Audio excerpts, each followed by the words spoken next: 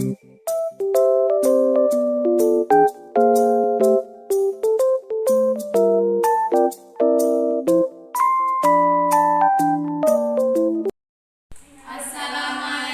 warahmatullahi wabarakatuh. Saya Novianti Zuraida Dan saya Lailatul Jannah. dan saya Wiswatun Hasanah. Dan saya Nofis Santi. Saya Lufiana Nuriza Firuzah. Nah, di konten kita kali ini kita akan melakukan praktikum dengan menggunakan sperma awetan. Sedangkan sistem produksi tersebut adalah sistem yang menghasilkan gamet, jantan atau betina agar makhluk hidup dapat menghasilkan keturunan berikutnya melalui fertilitas. Dan di sini di sistem produksi ini kita mengetahui sistem reproduksi pria dan sistem reproduksi wanita. Di sistem produksi ini kita belajar tentang spermatogenesis dan oogenesis dan kelainan-kelainan yang ada pada sistem reproduksi.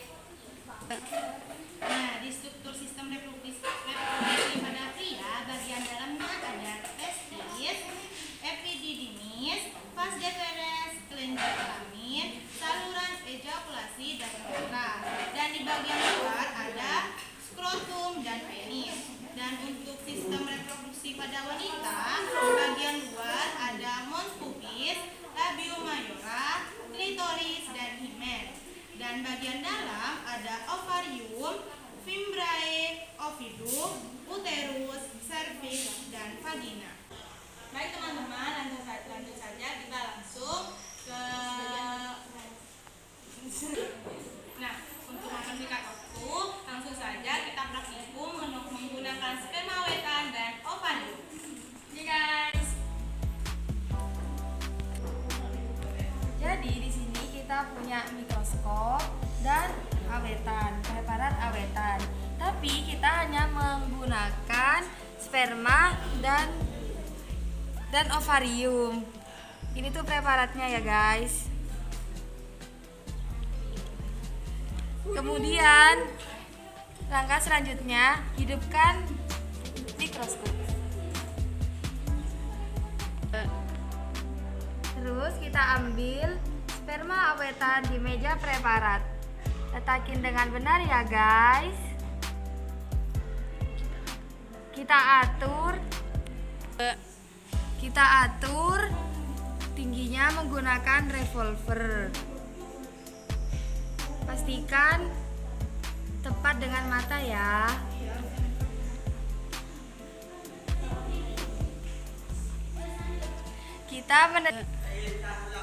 Kita atur penggunaan lensanya, mulai dari lensa yang paling besar sampai yang paling kecil, atur hingga pas ya. Jadi kita lihat ya hasilnya.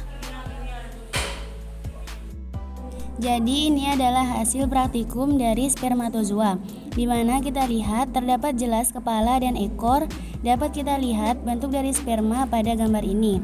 Yang di sebelah kanan terdapat sperma yang tidak normal dan beberapa juga yang normal. Ada beberapa kondisi yang terangkai dengan ketidaknormalan kondisi sperma seperti aspermia, yaitu kondisi sperma yang tidak ditemukan sama sekali di dalam air mani, dan astenospermia, yaitu jumlah sperma yang mampu bergerak hanya sekitar 40% dari keseluruhan isi sperma. Dan yang ketiga, teratozospermia, yaitu lebih dari 40% sel sperma bentuknya tidak normal. Sperma yang normal memiliki bentuk kepala yang oval dan ekor yang panjang. Bentuknya yang tidak sama dengan sperma normal tersebut dianggap sebagai sperma yang tidak normal. Sperma yang terbentuk tidak normal akan mempengaruhi geraknya dan pergerakannya menjadi kurang baik. Dan yang keempat, oligostenospermia, yaitu pergerakan sperma dianggap kurang baik dan jumlahnya tidak lebih dari batas normal. Dan yang terakhir, mycosospermia, yaitu ditemukannya sperma yang tidak hidup. Setelah kita amati awetan sperma, lanjut kita ganti dengan akvarium. Langkahnya sama seperti yang tadi ya teman-teman.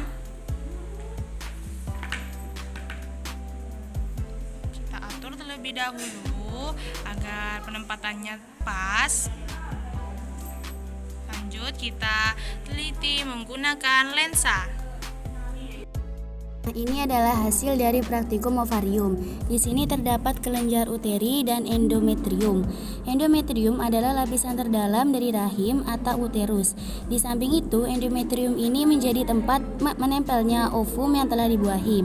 Maka dari itu, endometrium merupakan salah satu organ vital dalam sistem reproduksi wanita yang berperan penting dalam siklus menstruasi dan masa kehamilan.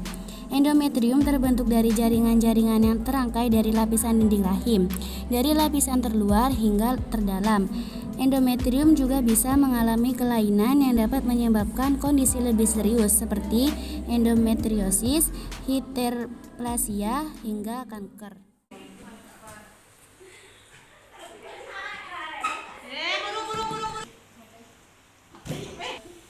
Cukup sekian praktikum dari kami. Kurang lebihnya mohon maaf.